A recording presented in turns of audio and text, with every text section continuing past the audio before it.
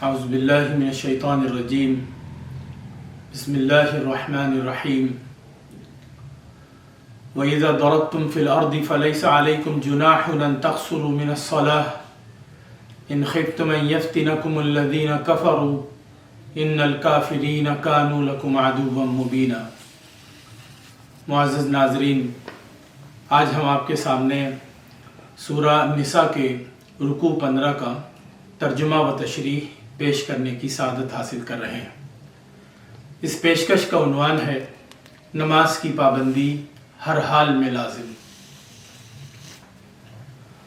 فرمان الہی ہے، اور جب تم زمین میں سفر کرو تو تم پر کوئی گناہ نہیں کہ نماز میں قصر کرو، اگر تم کو خوف ہو کہ تمہیں وہ لوگ فتنے میں ڈالیں گے جنہوں نے کفر کیا ہے۔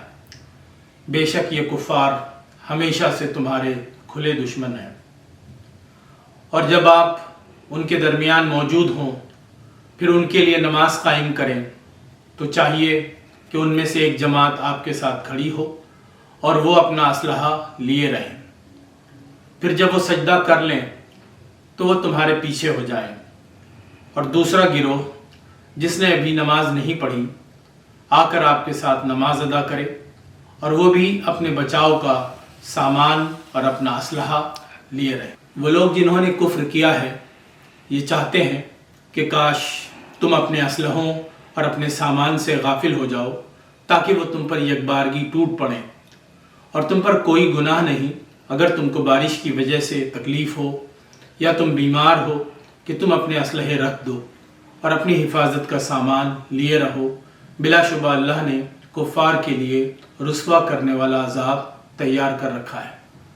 پھر جب تم نماز ادا کر چکو تو اللہ کا ذکر کرتے رہو، کھڑے، بیٹھے اور پہلو کے بل لیٹے ہوئے۔ پھر جب تم مطمئن ہو جاؤ تو نماز قائم کرو۔ بے شک نماز ہمیشہ سے مومنوں پر وقت کی پابندی کے ساتھ فرض ہے، اور قوم کا پیچھا کرنے میں کمزوری نہ دکھاؤ۔ اگر تم تکلیف اٹھاتے ہو تو یقیناً وہ بھی ویسی ہی تکلیف اٹھاتے ہیں جیسی تکلیف تم اٹھاتے ہو، اور تم اللہ سے وہ امید رکھتے ہو جو وہ امید نہیں رکھتے، اور اللہ ہمیشہ سے سب کچھ جاننے والا، بڑی حکمت والا ہے۔ یہ سورہ نساء کے رکوع 15 کا ترجمہ تھا۔ الحمدللہ ہمارا دین اسلام ایک مکمل ضابطۂ حیات ہے جو زندگی کے ہر پہلو میں ہماری رہنمائی کرتا ہے۔ اس میں عبادات کو بھی خصوصی اہمیت دی گئی ہے، اور ان میں سب سے بڑی عبادت نماز ہے۔ نماز نہ صرف بندگی کا اظہار ہے بلکہ یہ اللہ سے تعلق اور مدد طلب کرنے کا ذریعہ بھی ہے۔ اللہ کا واضح حکم ہے کہ نماز کو اس کے مقررہ وقت پر ادا کیا جائے۔ یہ کوئی اختیاری عمل نہیں بلکہ مومنوں پر ایک لازمی فرض ہے جو کسی بھی حال میں معاف نہیں کیا گیا۔ نماز وقت کی پابندی کے ساتھ مقرر کی گئی ہے تاکہ بندہ دن میں بار بار اپنے رب سے جڑ جائے اور اس کی یاد کو اپنی زندگی کا مستقل حصہ بنا لے۔ اگر کوئی شخص نماز کو مؤخر کرتا ہے یا لاپرواہی برتتا ہے تو وہ در حقیقت اپنے ایمان کی کمزوری کا ثبوت دے رہا ہوتا ہے۔ یہاں تک کہ اگر تم حالت سفر میں ہو تو قصر نماز کی رعایت دی گئی، مگر نماز کو ترک کرنے کی اجازت نہیں دی گئی۔ اسی طرح اگر تم جنگ کی حالت میں ہو اور دشمن تم پر نظر رکھے ہوئے ہو تب بھی نماز چھوڑنے کی گنجائش نہیں ہے، بلکہ ایسی صورتحال میں اللہ نے ایک خاص طریقہ سکھایا ہے کہ کس طرح باری باری نماز ادا کی جائے تاکہ حفاظت بھی برقرار رہے اور عبادت بھی قائم رہے۔ یہ اس بات کا ثبوت ہے کہ نماز ہر حال میں فرض ہے، خواہ جنگ ہو، سفر ہو، بیماری ہو، بارش ہو یا دیگر مشکلات ہوں۔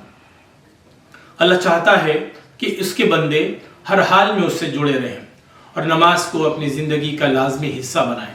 یہی وجہ ہے کہ اللہ نے فرمایا کہ جب حالت جنگ یا دیگر مشکلات ختم ہو جائیں تو پھر اللہ کا ذکر کرتے رہو، اور جب مکمل سکون حاصل ہو تو پھر نماز کو وقت پر ادا کرنے کی سختی سے پابندی کرو۔ اس میں ہمارے لیے ایک بہت بڑی حکمت ہے۔ نماز نہ صرف عبادت ہے بلکہ ہماری روحانی، جسمانی اور اخلاقی تربیت کا ایک مضبوط نظام بھی ہے۔ یہی نہیں، اللہ نے ہمیں یہ بھی سکھایا کہ مشکلات میں کمزوری نہ دکھاؤ۔ اگر تمہیں تکلیف پہنچتی ہے تو دشمن بھی ویسی ہی تکلیف برداشت کرتا ہے، مگر تمہاری سب سے بڑی قوت یہ ہے کہ تم اللہ سے امید رکھتے ہو، اس کے اجر کے طلبگار ہو، اور وہ تمہاری دعاؤں کو سنتا اور جانتا ہے، جبکہ دشمن اس نعمت سے محروم ہے۔